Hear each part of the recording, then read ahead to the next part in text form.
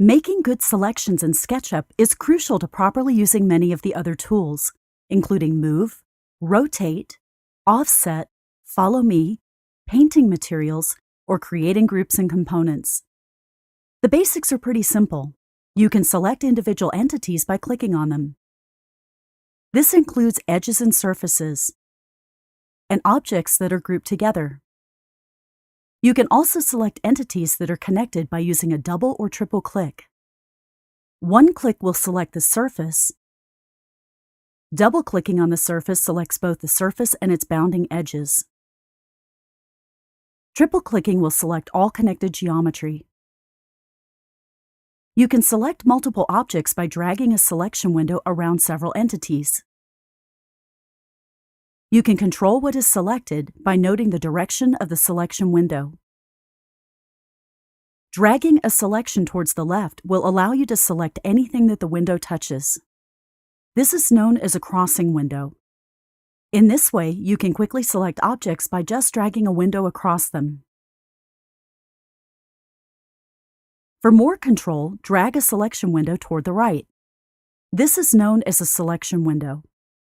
With this method, you must completely encompass the entities you want to select within the selection window. Another method for controlling selections is to use modifier keys while making selections. It works like this. Hold the Shift key down and watch the cursor change to show a plus and minus sign. You can now add and subtract entities by clicking on them or dragging a window. Hold the Control key on Windows or the Option key on a Mac to only add to your selection.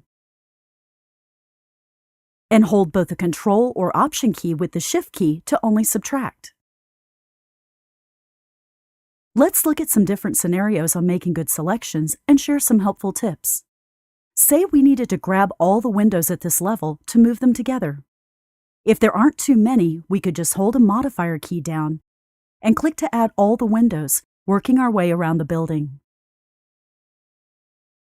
Okay, so let's add a few more windows, and this time the task is to select every other row of windows. We could select them individually, but with this many windows, there are better ways to work. Toggle Perspective Mode on from the Camera menu, then choose a front or side view of the building.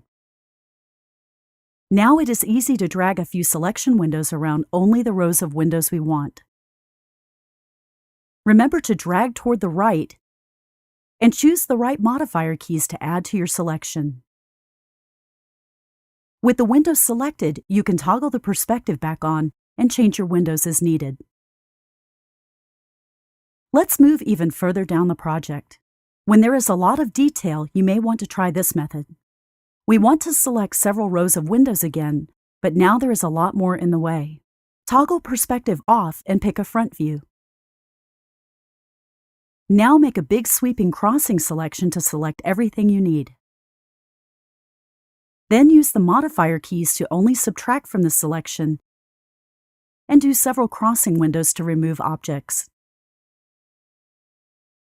You can also toggle other views if needed, but the result is still a good selection that you achieved quickly. One last tip is to use X-ray mode to check your selection.